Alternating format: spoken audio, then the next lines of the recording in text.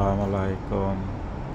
এই যে করলা লাগাইছি, করলা ক্ষেত ইনশাল্লাহ বাইতেছে, বাইসে আনা দিছি। এবং এই যে দেশের থেকে ক্ষীরা আনাইছি, ক্ষীরার বীজ লাগাইছিলাম ক্ষীরার। এই যে এখানে আবার আছে পুঁই শাক, এই যে কেরেলা অনেক বড় বাইসে আনা দিছি। এই যে সবটা পাইব। আবার আছে সিম গাছ, এই যে সিম করেছেন।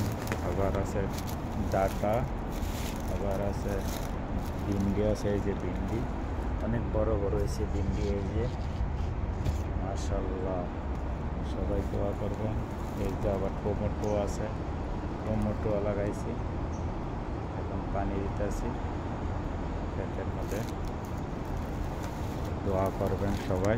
কত সুন্দর কেরালায় যে ফুল আইছে।